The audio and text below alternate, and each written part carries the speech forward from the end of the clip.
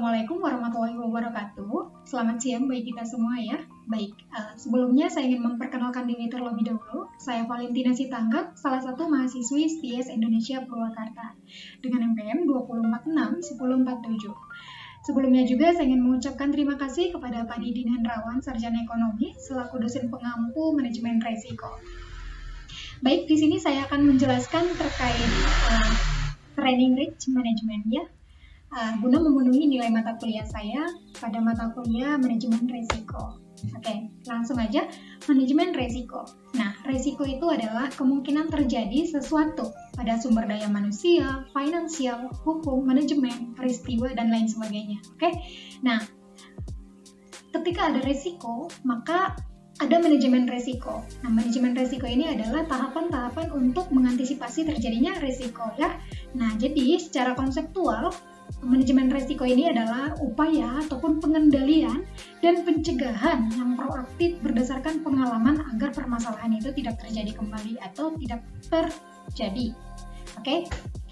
Manfaat manajemen resiko. Setelah kita mengetahui apa yang dimaksud dengan resiko dan juga manajemen resiko, nah resiko itu adalah permasalahan yang terjadi ya. Nah, manajemen resiko itu adalah mengantisipasi, pengendalian agar masalah tersebut ataupun agar problem tersebut tidak terjadi. Oke?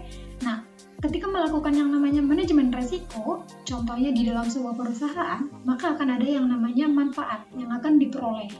Oke? Yang pertama itu adalah keputusan yang lebih efektif. Tentu ya, ketika melakukan yang namanya manajemen resiko, nah jadi keputusannya itu lebih efektif. Yang tadinya mungkin tidak teratur, tidak terorganisir, setelah dilakukan manajemen resiko ya, kenapa bisa seperti ini gitu. Jadi ada sebuah perubahan, terjadilah yang namanya efektivitas dalam pengambilan keputusan seperti itu. Next, efektivitas dalam pelaksanaan program ataupun kegiatan ya. Nah, kalau misalkan contoh di sebuah perusahaan, maka sebelum adanya manajemen resiko, mungkin tidak ada efektivitas dalam produksinya, dalam operasionalnya. Mungkin tidak teratur gitu ya. Mungkin ada hal-hal yang mungkin menghalangi, menghambat proses produksi. Nah, maka akan dilakukan yang namanya pengamatan akan hal tersebut, mengidentifikasi, maka terciptalah yang namanya efektivitas dalam pelaksanaan ataupun operasional dalam sebuah perusahaan tersebut. Yang ketiga adalah efektivitas dalam pengalokasian SDA, SDM, dan lain sebagainya. Nah, pada saat itu, misalkan contoh di dalam sebuah perusahaan nih, ada karyawan yang berkompeten di bidang ini, maka kamu ditempatkan di sini. Kamu berkompeten di bidang ini, kamu ditetapkan di sini gitu. Jadi, ada yang namanya efektivitas dalam pengalokasian. Jadi, yang tadinya mungkin tidak efektif ya, bisa aja mengerjakan apa aja gitu. Jadi dia tidak ditentukan di mana, maka dengan adanya manajemen resiko, pengamatan akan hal tersebut, maka terjadilah yang namanya efektivitas dalam pengalokasian SDM, SDA, dan lain sebagainya. Yang selanjutnya adalah kreativitas dan inovasi. Ya tentu saja ya, ketika melakukan yang namanya manajemen resiko, otomatis akan lebih ini ya, inovatif dan kreatif gitu. Selanjutnya adalah peningkatan kapasitas ya, peningkatan moral dalam organisasi, standar tinggi dalam pelayanan dan juga pelanggan. Nah, standar tinggi dalam pelayanan dan pelanggan, mohon maaf ada kendaraan yang lewat gitu. Nah, standar tinggi dalam pelayanan dan pelanggan. Kenapa sih orderan kita berkurang? Kenapa sih pelanggan kita pada lari gitu ya? Maka dilakukanlah yang namanya analisis ya. Analisis oleh pihak manajemen agar hal ini dapat teratasi gitu. Maka setelah mengetahui, oh iya, selama ini pelayanan kita kurang efektif. Kita harus meningkatkan pelayanan. Nah, next, tipe risiko. Nah, ada dua jenis tipe risiko ya. Yang pertama itu adalah risiko murni ataupun pure risk. Oke, risiko di mana kemungkinan kerugian ada namun keuntungan tidak ada. Nah, ini contohnya adalah banjir, kecelakaan, kebakaran, dan lain sebagainya.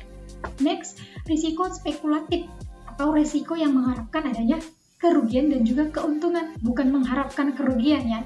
Jadi ada kemungkinan terjadi kerugian seperti itu. Contohnya adalah risiko bisnis ya.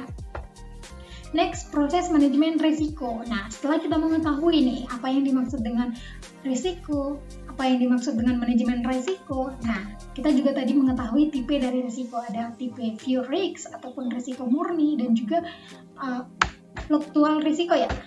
Ya, spekulatif risiko. Selanjutnya kita akan membahas tentang proses manajemen risiko. Nah, di dalam perusahaan ataupun organisasi, dalam proses manajemen risiko itu yang pertama adalah identifikasi risiko. Oke, identifikasi risiko. Jadi identifikasi risiko ini seperti apa sih?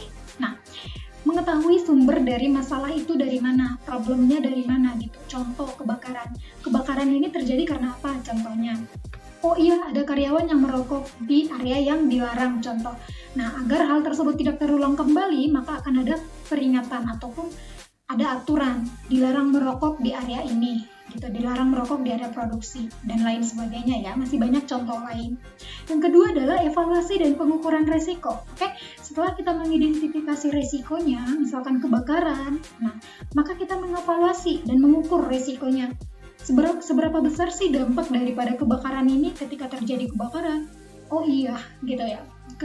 Selain perusahaan bangkrut, berdampak juga pada karyawan. Mungkin akan ada kebakaran, luka bakar, dan lain sebagainya. Bahkan ada yang meninggal dunia, seperti itu. Next, yang ketiga adalah pengelolaan risiko. Nah, setelah kita mengetahui sumber risikonya dari mana, misalkan tadi itu ada karyawan yang merokok di area yang dilarang, next, mengevaluasi dan mengukur dampaknya itu sebesar apa, maka dilakukanlah pengelolaan risiko. Pengelolaan risiko ini seperti apa sih? Nah, jadi pengelolaan risiko ini bagaimana tindak lanjut yang akan dilakukan agar hal tersebut tidak terjadi. Apa yang harus dilakukan gitu? Membuat peringatan, membuat yang namanya contohnya SOP, Standard Operational Produksi gitu ya. Membuat peraturan-peraturan yang mungkin agar hal tersebut tidak terjadi kembali, seperti itu.